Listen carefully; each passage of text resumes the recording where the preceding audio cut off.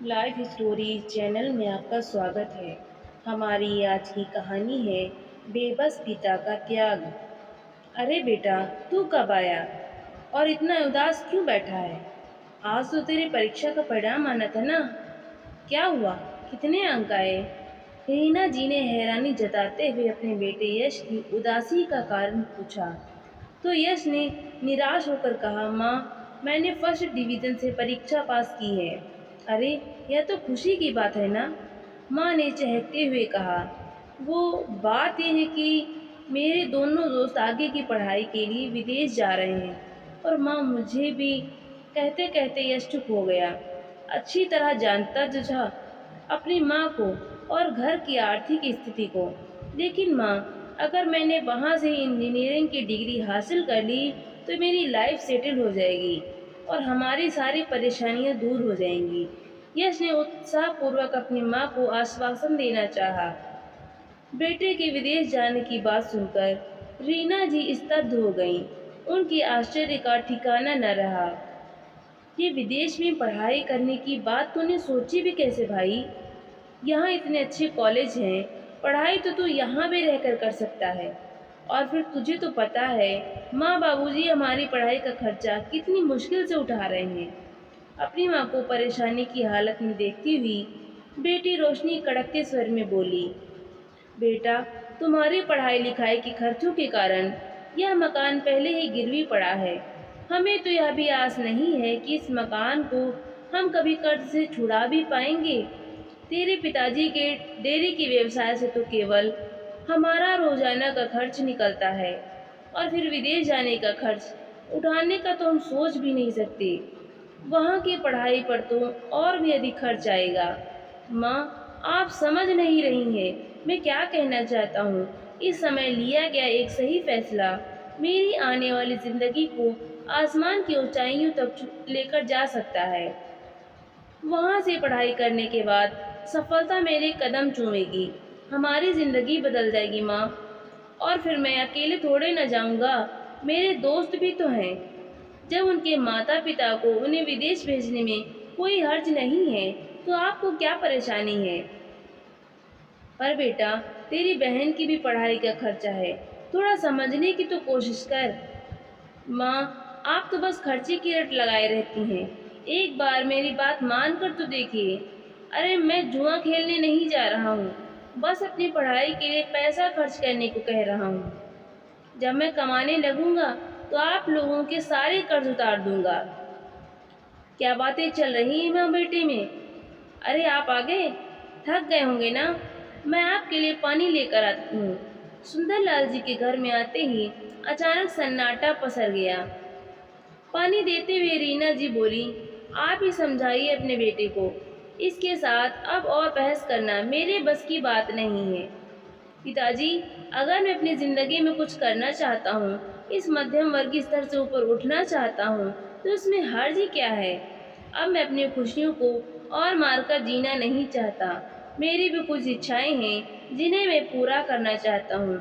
बेटा, तो किसने मना किया है? साफ साफ बताओ, क्या कहना चाहते हो? विदेश में पढ़ाई करने की जिद किए बैठा है आपका लाडला। मैं पूछती हूँ, आखिर इतना पैसा आएगा कहाँ से? सुंदरलाल जी को यह बात सुनकर कुछ हैरानी हुई, लेकिन फिर बात संभालने की कोशिश करते हुए बोले, रीना, हमारा बेटा बड़ा हो रहा है, हर बात पर डांटना ठीक नहीं है। तुम जाओ, मेरे लिए चाय बनाओ, मैं इसे समझाता हूँ। बेटा, तुम्हें पता है हमारी वित्तीय स्थिति कुछ ठीक नहीं है। अपने पुरखों का यह घर गिरवी रखकर तुम दोनों बच्चों को अच्छे स्कूल में पढ़ाया लिखाया है हमने। सोचा था फिर कमा लेंगे और घर छुड़ा लेंगे, लेकिन वो दिन आज तक नहीं आया। सुबह से लेकर रात तक मैं दूध की डेयरी संभालता हूँ।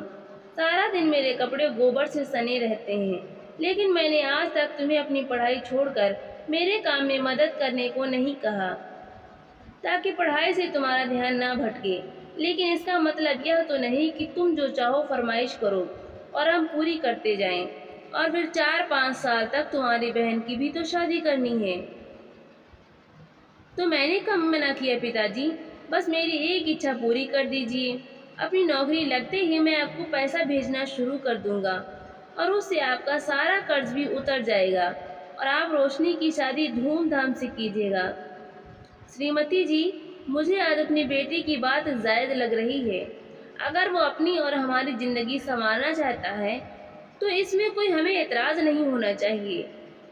मेज पर चाय रखती हुई रीना जी से सुंदरलाल जी ने कहा, लेकिन उसे विदेश भेजने का और वहाँ पढ़ाई करवाने का जो खर्चा आएगा वो हम कहाँ से भरेंगे?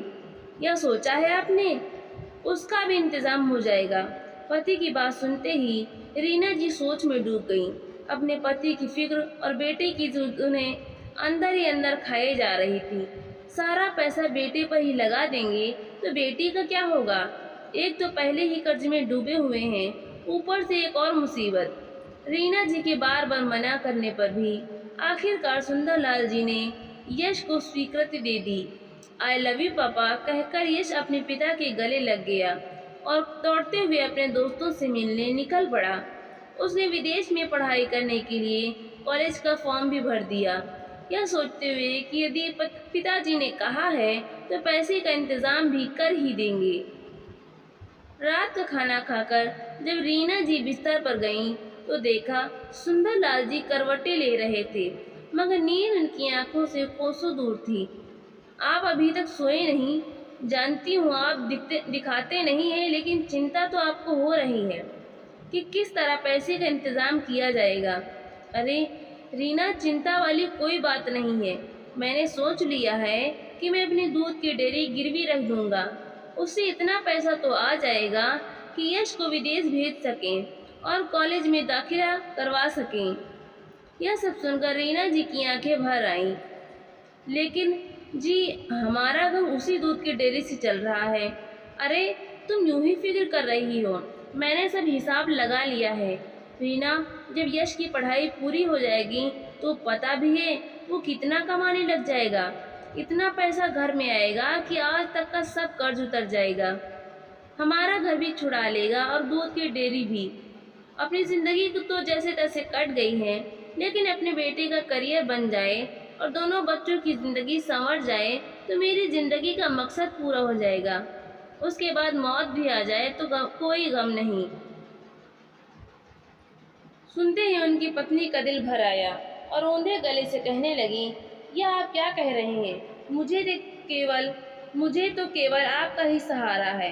आप हैं तो मेरा चेहरा चमकता है। कहते हुए रीना जी की आंखें भर आईं। ठीक है, आपकी जो इच्छा है वो कीजिए, मैं आपको मना नहीं करूंगी, लेकिन आगे से ऐसी बातें जुबान पर लाए तो मुझसे बुरा कोई नहीं होगा। सुंदरलाल जी ने अपनी पत्नी को तो जैसे तैसे समझा बुझाकर चुप करा दिया, लेकिन चिंता तो उन्हें भी अंदर ही अंदर खाए जा रही थी कि यह सब कुछ होगा कैसे। कितने अरमानों से बाबूजी ने दूध की डेयरी खोल कर दी थी मुझे। अपने पिताजी का दिया हुआ घर तो हम आज तक नहीं छुड़ा पाए। अगर दूध की डेयरी भी गिरवी रख दी जाएगी तो महीने का ब्याज चुकाना मुश्किल हो जाएगा। सोच सोचकर सुंदरलाल जी को भी अंदर ही अंदर घुटन महसूस होने लगी। सारी रात सोचते हुए ही निकल गई। अगले दिन सुबह जब रीना जी रसोई घर में काम कर रही थी तो सुंदरलाल जी बोले, अरे रीना, डेयरी के पेपर्स तो देना। रीना जी का दिल बैठा जा रहा था, फिर भी उन्होंने जैसे तैसे कागजात निकालकर अपने पति के हाथों में थमा दिए। रीना, मैं पहले बैंक जा रहा हूँ, लोन के लिए अप्लाई करना है, उसके बाद डॉक्टर को दिखाने जाना है, तो थोड़ा समय लग जाएगा। रीना जी घबरा गई। क्या हो गया है जी आपको?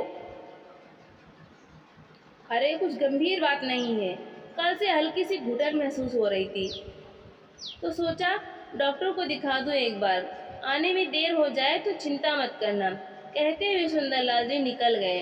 रीना जी अपने पति को सवारी नजरों से देखती रह गई। उनके चेहरे पर चिंता की लकीरें वो साफ देख पा रही थी, लेकिन कुछ भी कर पाने में असमर्थ थी। शाम को सुंदरलाल जी थके हुए से घर लौटे। क्या हुआ? क्या कहा डॉक्टर ने? रीना जी ने पूछा तो सुंदरलाल जी कहने लगे, अरे कुछ नहीं, उल्टा सीधा कुछ खा लिया था जिसके कारण एसिडिटी हो गई थी। डॉक्टर ने दवाई दे दी है, अब मैं ठीक महसूस कर रहा हूँ, तुम चिंता मत करो। दरअसल सुंदरलाल जी को दिल की बीमारी हो चुकी थी और डॉक्टर ने उन्हें हार्ट सर्जरी करवाने की सलाह दी थी, लेकिन पैसे की कमी की वजह से हार्ट सर्जरी करवाना अभी संभव नहीं था। पत्नी और बच्चे चिंता करेंगे, ये सोचकर घर पर भी किसी को कुछ नहीं बताया। दिन बीतने लगे। आखिर वो दिन भी आ गया जब यश को विदेश भेजने की सारी तैयारियां हो गईं। बैंक से लोन लेने की स्वीकृति मिल गई। उसके विदेश जाने के लिए टिकट बनवा दिए गए। ऊपर से कुछ पैसा यश के बैंक अकाउंट में भी जमा करवा दिया गया। भीगी आंखों से रीना जी और सुंदरलाल जी ने अपने बेटे को खुद से मीलों दूर भेज दिया। रीना जी और सुंदरलाल जी की आंखें उस हवाई जहाज को दूर तक देखती रहीं जिसमें यश बैठा था। हमारा बेटा हमसे दूर चला गया जी, बहुत दूर, कहते हुए रीना जी अपनी आंखों के आंसुओं को रोकने की असफल कोशिश कर रही थी।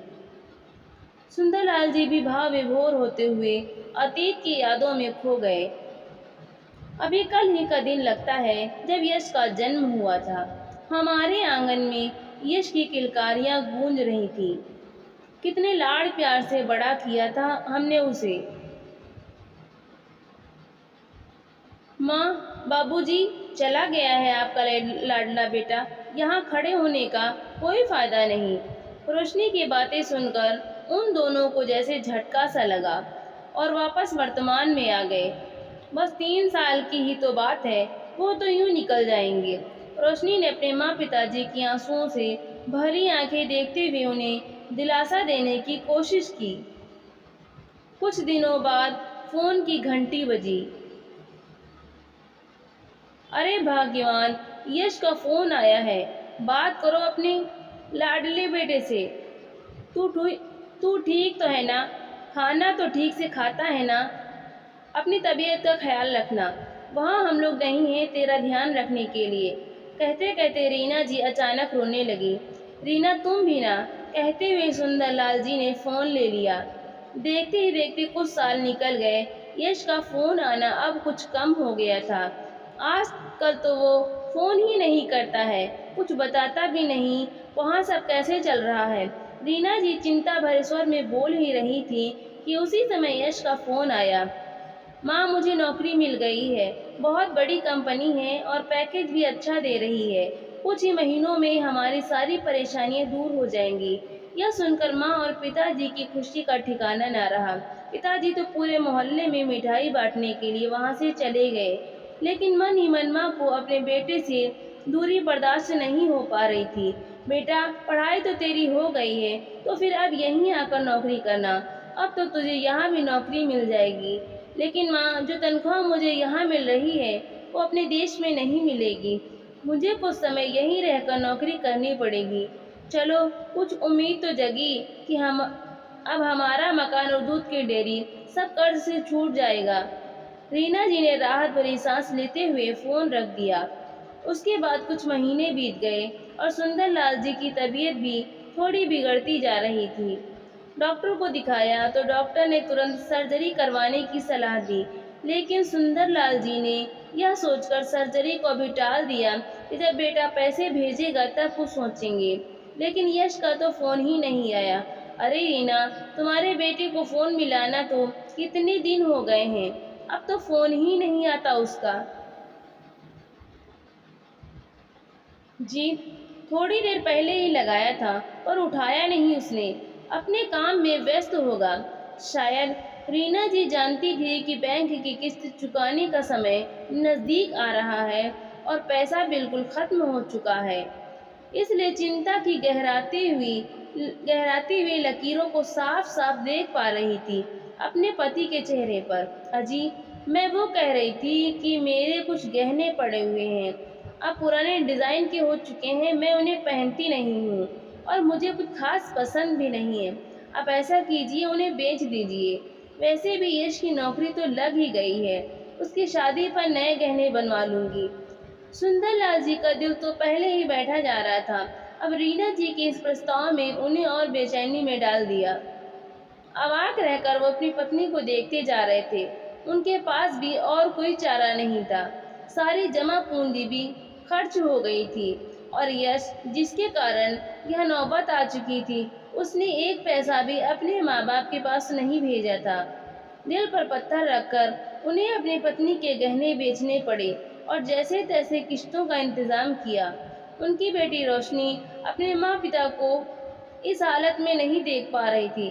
पढ़ाई करते हुए उसने अपने लिए नौकरी ढूंढनी शुरू कर दी ताकि अपने माँ बाप के बुढ़ापे की लाठी बन सके। प्रतिभाशाली रोशनी को जल्दी ही एक कंपनी में नौकरी मिल गई, जिससे परिवार की हालत को थोड़ा संभाला जा सका। फिर एक दिन फोन की घंटी बजी। देखा तो यश का फोन था। उसने सबको वीडियो कॉल पर आने को कहा। रीना जी ने अपनी बेटी और सुंदरलाल जी को तुरंत बुलाया। सुनते हो, यश का फोन है, वीडियो कॉल पर बुला रहा है, जल्दी आइए। रोशनी ने जैसे ही वीडियो कॉल लगाई, देखा तो सामने यश एक लड़की के साथ बैठा था। बेटा, ये तुम्हारे साथ कौन है? ये आपकी बहू है माँ, मैंने यहाँ शादी कर ली है। माँ पिताजी की तो पैरों तले जमीन खिसक गई। रीना जी चक्कर खाकर गिरने ही वाली थी कि जैसे तैसे खुद को संभालते हुए बोली, शादी? ऐसे कैसे शादी कर ली? हमें बताया तक नहीं। कितने सपने, कितने अरमान थे तेरी शादी को लेकर। हमारे कि अच्छी सी लड़की देखकर धूमधाम से तेरी शादी करेंगे। एक झटके में पानी फेर दिया सारे अरमानों पर। माँ, आप भी क्या बात करती हैं? मैं अब आपके पास वापस नहीं आ पाऊंगा, इसलिए यहीं घर खरीद कर शादी कर ली है मैंने। सुंदरलाल जी के दिल को जैसे जोर का झटका लगा। अपनी दवाई खाने के लिए वे कमरे में चले गए। बेटे का जवाब सुनते ही रीना जी के आंसू बह निकले। रोशनी उन्हें जैसे तैसे संभाला और कमरे में लेकर आई। सामने देखा तो सुंदरलाल जी हैरानी से उन्हें ही देख रहे थे। आप चिंता मत कीजिए, बस अपनी तबीयत का ध्यान रखिए। आप सुन रहे हैं ना मैं क्या कह रही हूँ? सुंदरलाल जी तो बस एक टक उन्हें ही निहार रहे थे। रीना जी बार बार आग्रह करती हुई जैसे जैसे उनके हाथ को पकड़ने लगी, लेकिन उनका हाथ ठंडा पड़ा हुआ था, उसमें जान ही नहीं थी। रीना जी को अचानक एहसास हुआ कि उनके प्राण पखेरु उड़ चुके हैं। रीना जी और रोशनी पर तो जैसे आसमान टूट पड़ा। उनके दुख का कोई ठिकाना ही नहीं रहा। बेटा तो पहले ही छोड़कर जा चुका था, अब आप भी, कहते हुए रीना जी बेबस होकर फूट फूट कर रोने लगी। उधर पिता के निधन की खबर सुनकर यश अगले दिन की फ्लाइट से अपने घर वापस आ गया और आकर देखा कि पिता को मुखाग्नि उसकी बहन रोशनी के द्वारा दी जा चुकी थी। यह सब देखकर यश अपने घुटनों पर बैठ गया। अब उसे अपने भूल का एहसास हो रहा था। भाई, पिताजी तो तेरा इंतजार करते करते चले गए और देख जरा माँ की तरफ कैसे बेजान पड़ी हुई है, और तू तो ऐसा पत्थर दिन निकला कि कहते हुए रोशनी की रुलाई फूट पड़ी। माँ कहाँ है? यश ने पूछा तो देखा एक कोने में निढाल सी पड़ी थी बेचारी। देखते ही माँ से गले मिलने को दौड़ा, लेकिन यह क्या, माँ भी पिताजी के गम में निष्प्राण हो चुकी थी। वो भी इस दुनिया को छोड़कर जा चुकी थी। यश फूट फूट कर रोने लगा। आज यश को अपने किए पर पछतावा हो रहा था, लेकिन बहुत देर हो चुकी थी। दोस्तों, माँ बाप अपने बच्चों के लिए क्या कुछ नहीं करते, उनकी हर जिद के लिए अपना सब कुछ लुटा देते हैं, अपनी सारी खुशियाँ उन पर कुर्बान कर देते हैं। लेकिन वही बच्चे बड़े होकर जब अपने पैरों पर खड़े हो जाते हैं तो अपनी जिम्मेदारी से भागने लगते हैं। क्यों भूल जाते हैं यह बात कि माँ पिता के चरणों में ही स्वर्ग है।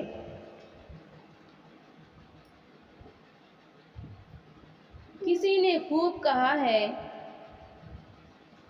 हमारे माता पिता का हमारे जीवन में होना ही सबसे बड़ा आशीर्वाद है। इसलिए माता पिता के दर्द को नज़रअंदाज न करें, क्योंकि जब वे अलग हो जाते हैं तो रेशमी तकियों पर भी नींद नहीं आती। तो दोस्तों, आपको ये कहानी कैसी लगी? लाइक करें, शेयर करें और कमेंट करके हमें ज़रूर बताएं, और चैनल को सब्सक्राइब करना बिल्कुल भी ना भूलें। तो मिलते हैं अगली नई कहानी के साथ। बहुत बहुत धन्यवाद।